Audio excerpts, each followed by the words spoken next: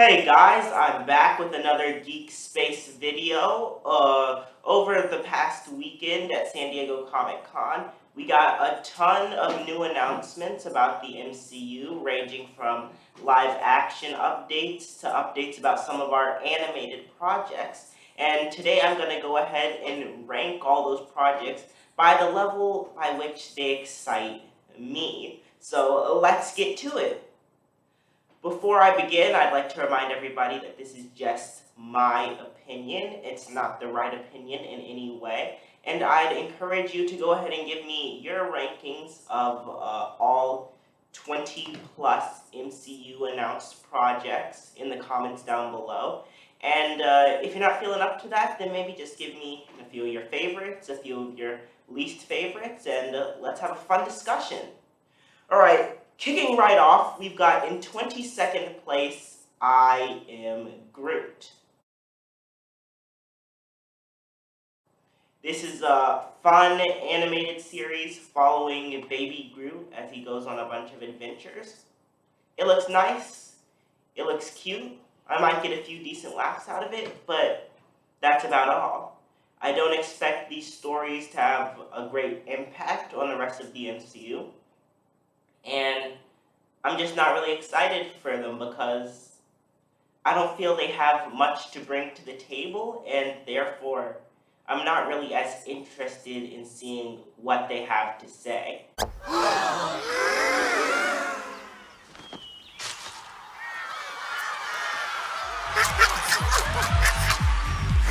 I'm Groot. There's not a particular character that interests me, and there's not a particular story they're promising that interests me, so it sits at the bottom of the list. Boring. No. Next up, in 21st place, we've got Spider-Man Freshman Year. And this is an animated series that's really confusing to me, because they've claimed that it's essentially supposed to be kind of Spider-Man's beginnings within the MCU. But then you look at what they showed us in the panel at San Diego Comic-Con, and you see that they're intending to bring in the Scorpion in a way that doesn't really match up with what we've seen in the MCU. They're bringing in Doc Ock in a very confusing way. They're bringing in Norman Osborn, who seems to be kind of replacing Tony Stark as Spider-Man's mentor in this series. And that's the stupidest thing you've ever said! Really, I just don't know what to expect. I don't know how they're going to tie this in with the MCU. I don't know how they're going to explain all these continuity changes that don't make a whole lot of sense to me. So I'm curious to see what they're going to do, but I wouldn't say I'm necessarily excited. It's an interesting strategy. They've already announced Spider-Man's sophomore year, which would be, I guess, a follow-up or a second season to this. And it's a bold strategy, Cotton. Let's see if it pays off for him. And I don't really know what to expect. So, I never know what to expect. So I'll certainly watch it. I'm certainly interested, but I wouldn't say you've gotten me excited yet. Alright, next up in 20th place, we've got Ironheart, the first of our live-action projects. As I said when I analyzed all the things that they had announced for the next few phases of the MCU, I don't really know a whole lot about Ironheart. Knows nothing.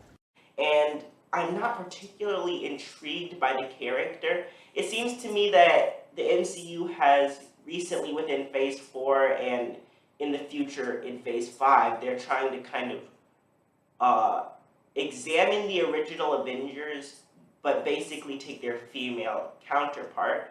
We've got Captain Carter, we've got She-Hulk, we've got the Mighty Thor, and now we've got Ironheart. Kills. They're gonna kill me. And I've got to say, when basically the only attraction to your character thus far is that they're a female version of a male hero we've come to know and love, that's not particularly engaging. You haven't particularly excited me. There's nothing particularly fresh or new about the character that you're bringing to the table. and therefore it's just not a very exciting project. Coming in 19th place, we've got Echo. And this is going to be a Disney Plus spin-off of Hawkeye, and I don't know. I certainly don't mean to sound prejudiced, but I'm not certain how well Marvel's going to be able to execute a series where the primary character is nonverbal. And certainly I understand that deaf actors can portray their emotions in other ways, and particularly nonverbal deaf actors, but I just feel like there's so much that's communicated by dialogue, by spoken word, even by the way you speak, the pacing and the kind of way you hold yourself while you're speaking, that provides a lot of insight into how the character is feeling.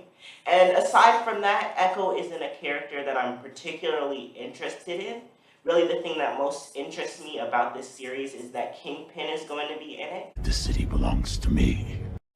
And when your main character isn't the thing, when their story, their plot isn't the thing I'm most excited to see within your story, it's just not as exciting as some of the other titles on this list. So moving right along, in 18th place, we've got Agatha, Coven of Chaos. And this is a change for the MCU because it's the first project that's completely centered around a character that was previously a villain.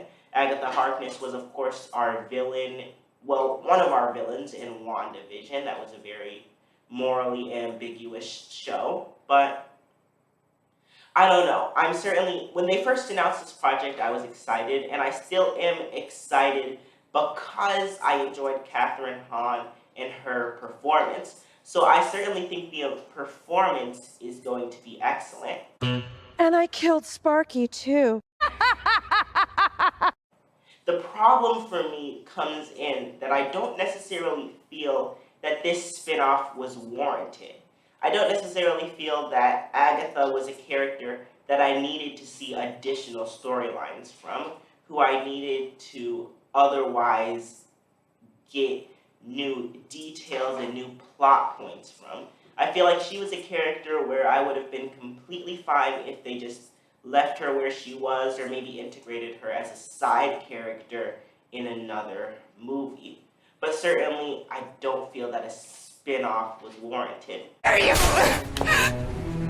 So I'll watch this one because I want to see the performance, and I don't know what to expect, so I'm interested to see what they have to offer with this character, but I wouldn't say I'm particularly excited as of yet. Next up, in 17th place, we've got The Marvels.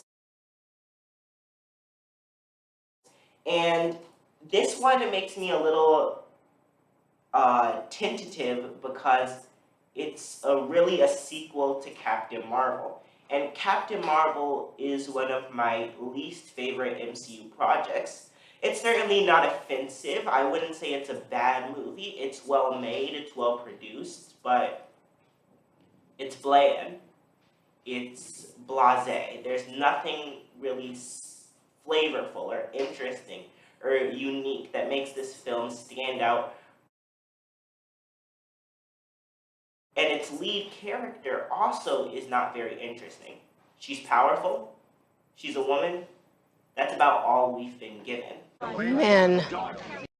And while I certainly am interested to see what they do with Miss Marvel, because I find her character interesting, and I like the way she's been portrayed, and I want to see what they'll do with that character.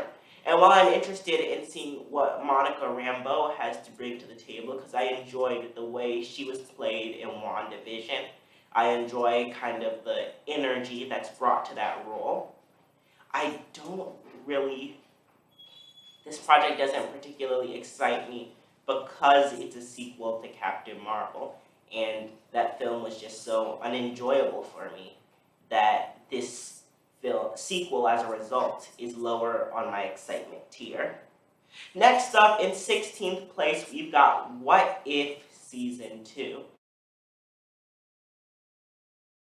And What If Season 1 was an enjoyable project for me, but somewhat disappointing because it didn't tie in to the main MCU. It didn't tie in to our 616 universe.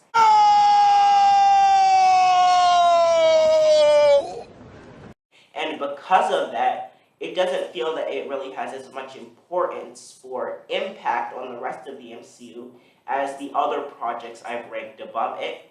I am interested to see what they're going to do with some of these storylines, particularly the Odin versus the Mandarin storyline. Looks like it's going to be rather interesting, and I do want to see what they're going to do with those characters. The Mandarin was an excellent character in Shang-Chi, and I want to see more of him. My real name is Wenwu. But while this project is exciting, it's just not, because it doesn't have as much impact on the wider MCU, it's just not as exciting as it could be. Next up, in 15th place, we've got Guardians of the Galaxy Volume 3. And the Guardians are an interesting batch of characters, and I am interested to see what they do with them in the future. There's really nothing about this project that turns me off. This is kind of the point by which I can say I'm reasonably excited about all these projects. But there's just nothing that's particularly jumped out at me or been extra exciting. Did we just lose? I have seen a lot of great comments about the trailer they dropped at San Diego Comic-Con that the people in the room were able to see during the Hall H panel. But since I wasn't there, I haven't seen that trailer, and therefore it can't really impact how I come into this movie. You must be so embarrassed! So I'm excited for this movie, but not as excited as the other titles on this list. Next up, in 14th place, we've got Captain America: New World Order. And this is one where I'm very conflicted, because on one hand, I'm absolutely excited. I love the Captain America movies. Winter Soldier is among my favorite MCU projects, and I want to see what they're going to do with this franchise in the future. On the other hand, I felt that Falcon and the Winter Soldier was a misfire, and I felt that a lot of that had to do with the writing and the way the show unfolded. And the showrunner from Falcon and the Winter Soldier has been brought on as, I believe, the director of this project. Who made this decision? And that worries me because I didn't like what he did with Falcon and the Winter Soldier, so I'm not certain that I'll like what he does with Captain America 4. So I'm excited because of the past of the franchise and because of some of the characters they might be able to explore, but I'm held back by the team behind the scenes and what they've done for me previously. So next up, in 13th place, we've got Black Panther: Wakanda Forever. And this was a difficult one because you feel like you should be more excited, especially you feel like you should be more interested in seeing what they do, especially with the tragic passing of Chadwick Boseman. You feel like you should be more invested in this project. And on an emotional level, I'm absolutely invested in this project. I want to go see it. It's probably one of the few projects I'll be able to convince my entire family to come and see as a group. But as far as a story level, I don't have enough details to be interested in the story yet. I know it's kind of going to adapt the Avengers versus X-Men comic storyline where Namor and Atlantis battled against Wakanda, and I am interested to see that conflict, but I don't really know who our central protagonist is. I don't know who Black Panther is within this movie, and because of that, I don't really know what to expect. I can't get excited because I don't know what character we're exploring.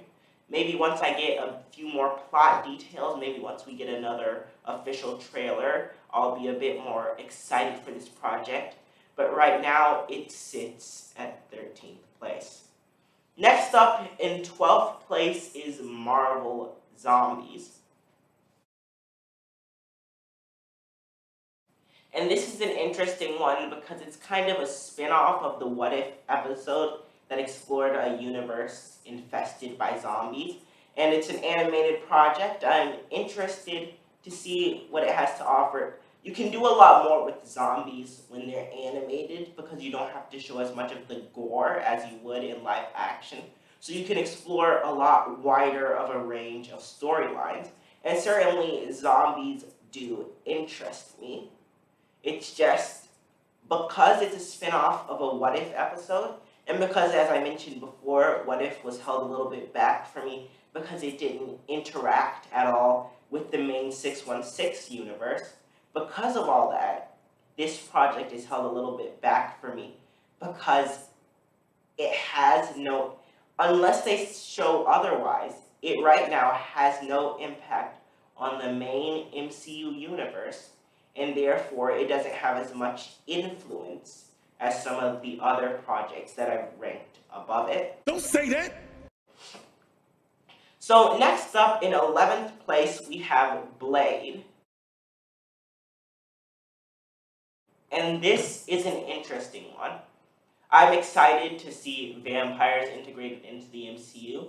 I'm excited to see the character of Blade. I've seen him in previous cartoons that Marvel Animation has produced, and I am interested to see what they can do with that character because I do find him in the storylines he allows to happen interesting. I am interested to see how they tie it in with Dane Whitman, and it is held a little bit back for me there because I haven't watched Eternals simply because of the negative reviews it's received. I've seen clips. I'm not a huge fan of what it's done. I wasn't even particularly excited for Eternals when it was announced or when it was coming out. So the fact that it may tie in with that project kind of holds this one back for me and doesn't particularly excite me.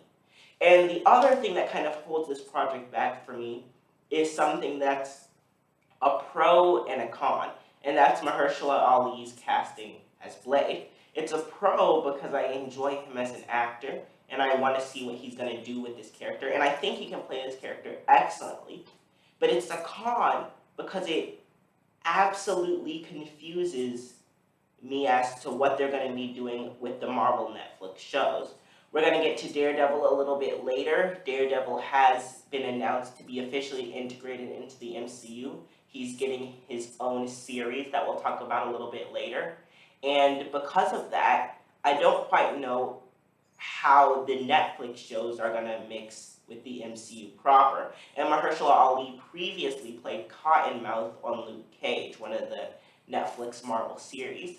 Because everybody wants to be the king. So, because of that, I don't know what that means for the canonicity of the Marvel Netflix series. And because of that, I don't know how they're going to approach that, if they'll be able to explain that properly, and if the explanation is going to be to my satisfaction, if it's going to explain things in a way that allows me to still consider the Daredevil stories from the previous 3 seasons of Daredevil and what they brought to the table, canon. And so, until that's a little more clarified for me, this project is held back from that top 10 grouping. So now we enter my top 10, and these are the projects that I'm truly excited about, that I look forward to seeing, that I can definitely say I feel positively about. So in 10th place, we've got Loki Season 2. And there's not a whole lot to say about this one. It's a continuation of the Loki storyline, and that's why I'm excited. I liked what they did with Loki. I was confused by the ending. The ending left me wanting more Loki. So this is more Loki, and therefore I am excited. What did you expect? Moving right on, we've got in 9th place X-Men 97. And this is an interesting one because obviously I'm not a 90s kid. Well, duh. I'm a 2000s kid. So I did not grow up per se watching the X-Men animated series.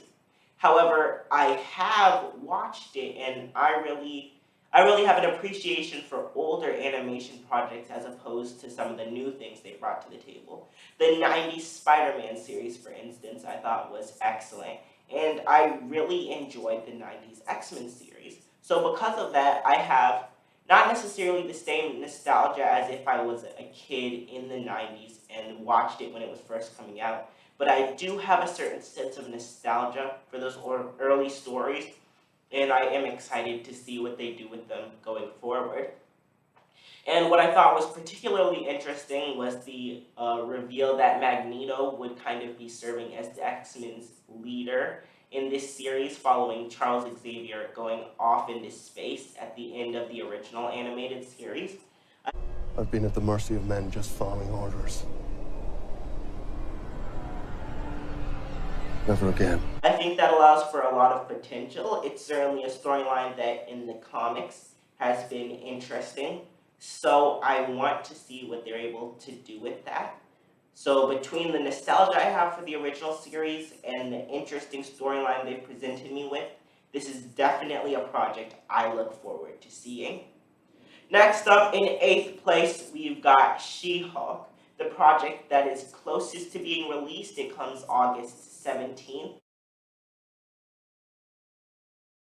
And I'm looking forward to this, one, because it's a legal comedy, and I'm interested in seeing what they do with that. I am a lawyer. We do things by the book. The Book of Ashanti. No, the book of American laws. 2, because it's going to bring in new characters and explore old characters in a way that I believe has the potential to be incredibly interesting. As I mentioned in my breakdown video, if you want to check that out, I am very excited to see what they do with the Wrecking Crew. Not necessarily because I believe they're going to get a compelling storyline, but because they're those great kind of background villains. Almost like Batroc was when he returned in Falcon and the Winter Soldier. He was one of the better parts of that show, in my opinion. But they have the potential to be these fun background characters, and where you enjoy getting to see them get beaten up by various heroes. And the third thing that really excites me about this series is, of course, that we've seen that Daredevil is going to be included in this series. And I love the character of Daredevil, as we'll see a little bit later. So I think the combination of these things is going to be interesting to me. Now, the one thing that does hold this project back is that the first trailer, the tone of it, I didn't really love.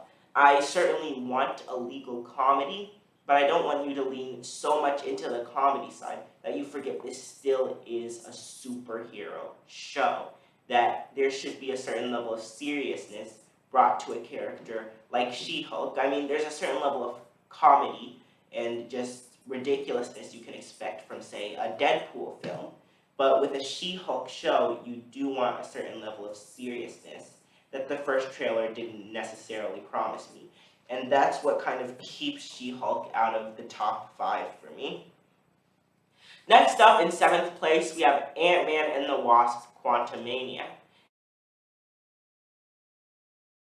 And this is interesting because previously, the Ant-Man films had been insignificant projects. Who are you? Aside from the introduction of the quantum realm, you could not watch the Ant-Man films and still understand the majority of the MCU perfectly. Even the character of Ant-Man, you don't necessarily have to watch his films in order to understand everything about how he's portrayed in the other MCU films. But with this one, they've decided to make it a lot bigger.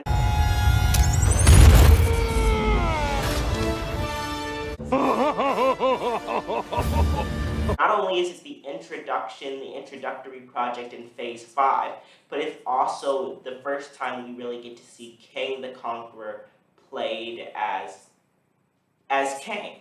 We previously saw He Who Remains in Loki, and he was interesting and enjoyable. But this is the first time we really get to see Kang as a character, and therefore I'm really interested to see what they have to do with that. And the other announcement that really excites me for this project is that MODOK will be a villain in the film, and I just enjoy the character of MODOK. I always found him funny and entertaining.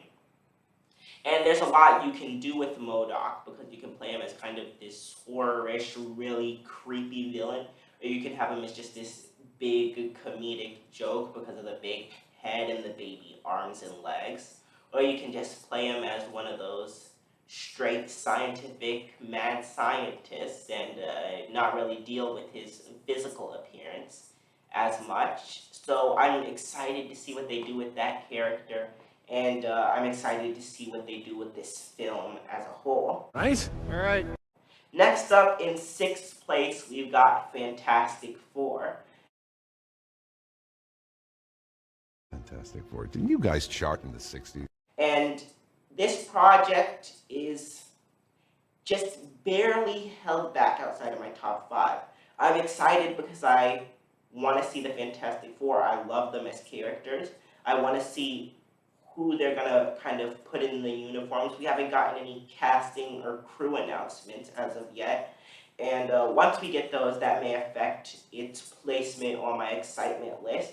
I liked what John Krasinski did with the character in Doctor Strange 2, and I'd be interested in seeing more from him. But I'm also not opposed to a different actor being cast in Reed Richards' role.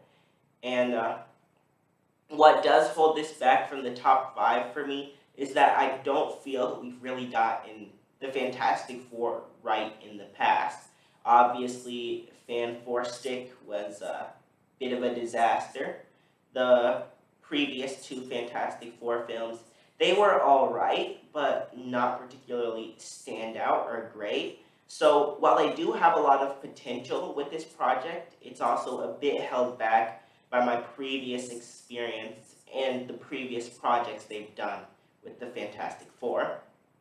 Now, before I go ahead and give you my top 5 exciting projects in the MCU to come, please remember to go ahead and give me your thoughts and what you're most excited for in the comments down below. A nice, fun, friendly discussion.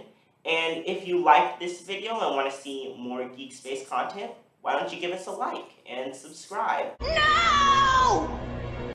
We'd really appreciate it, and it does help what we're trying to do here. So with that out of the way, let's jump right into the top 5, kicking it off with number 5, Avengers, the Kang Dynasty. And this is a project coming in Phase 6, kind of the next Avengers film. And it's interesting for me because we don't really know what's happening with the Avengers at this point. They kind of seem to be in disarray. We're not getting any other Avengers projects leading up to this. This is kind of going to be the equivalent to Infinity War, and that's interesting because we didn't get an Avengers 1 or 2 in phases 4 and 5 before we were getting this project. So because of that, it's held a little bit back for me because I don't know what to expect. I don't know what I'm going to get out of an Avengers movie within this multiverse saga. But I am certainly interested to see the Avengers on screen again. I'm interested to see Kang on screen and see what they're going to do with his character as this major villain. And therefore, I am excited and interested to see what they do with this movie. We'll see. Next up, in 4th place, we've got Secret Invasion, the Disney Plus series that promises to explore the Skrull invasion of the Earth. And this one's exciting not only because it brings back that sense of mystery and intrigue we got from projects like Captain America and the Winter Soldier, Prove you're not a Skrull. but also because it promises to explore the Skrulls. And it's interesting because in the comics, the Skrulls were bad guys. In the MCU, they're kind of innocent victims. So it'll be interesting to see how they kind of reconcile those two opposing portrayals of the Skrulls within this series. What holds it back from my top 3 is the fact that it's another 6-episode Disney Plus series. And I've not been thrilled with the way 6 episodes have played out within the MCU. It feels like they start strong, they dip in the middle, kind of meander and become a little pointless and convoluted. And then they have a solid but not fantastic finale. So I hold out hope for this series. I certainly think that they have potential to do good things, but I don't know if I feel that 6 episodes is quite enough time to explore that storyline to its full potential. Alright, next up in 3rd place, we have Avengers Secret Wars. And this is the final project within Phase 6. It's kind of promising to be the equivalent to Avengers Endgame, and I'm excited because I certainly want another Avengers movie of that scale. I'm also excited because I enjoy the Secret Wars storyline, which is essentially where basically a big old multiverse crossover where a bunch of different worlds are brought together and forced to do battle in a kind of battle world situation. And I love the potential and all the possibilities that a big multiverse crossover allows for the MCU, and the ramifications it can have going forward if the MCU continues on to a Phase 7, say. And I'm also interested to see if they're going to keep Kang as the big villain of the entire multiverse saga, or if they're going to go the more traditional, comic-accurate route and have the villains of this movie either be the Beyonder or Doctor Doom, as has been explored in the comic Secret Wars storylines. So I'm interested to see what they do with all that. We have no real plot details or other announcements besides the title and when it's coming. So I'm interested to see what they're going to do with this project, and I definitely want to watch it when it does come out. So in 2nd place, we have Daredevil Born Again. The 18-episode Disney Plus series that promises to finally, officially, and truly integrate Daredevil into the MCU proper. Yes! Giving him his own series. I love this character. I love the character of Kingpin, who's supposed to return for this series. I love the way they clash, and I love the way they're played by Charlie Cox and Vincent D'Onofrio, respectively. So I'm really excited to see this series. And it's 18 episodes, which I think is great because they're taking the time to explore this character. They're taking the time to expand upon him, really give him a full journey. And so I want to see them really bring impactful, important, character-driven storylines to this project. I don't know how they're going to reconcile the tone of the Daredevil Netflix series with the typical tone of the MCU because they are very different. So that's what holds this project back from the top spot for me. So close! But I'm absolutely excited to see what they do with Daredevil, and therefore very excited for this project. But coming in number 1, to no surprise to the people who know me or watched my breakdown, is the Thunderbolts project. It's here! It's here! It's here! It's here! And Thunderbolts is basically Marvel's version of DC's Suicide Squad. It's basically a bunch of anti-heroes and villains being forced to go on interesting missions. And I love the potential that it brings to the table. We haven't gotten any official casting announcements, but I think it's pretty reasonable to say we can expect to see characters like U.S. Agent, Baron Zemo, Abomination, Yelena Belova, and Val from Falcon and the Winter Soldier. Back! I think it's reasonable to expect to see some of those characters. I've liked all of those characters. I've liked what they've done with all those characters and how they've been portrayed. So, because I like the concept, because I like the characters we can most likely expect to see, and because I like all the potential, the different ways they can go with this project, from comedy to morality to very gritty and violent. Because I like all of that, it sticks as my #1 top pick for a most exciting MCU project. So be sure to let me know what you thought about all these MCU projects, whether any of them excite you, which ones you really don't want to see and are not looking forward to. And let me know what I should do for my next Geek Space video, what concept I should explore in the next video. And until then, I'll sign off saying adios.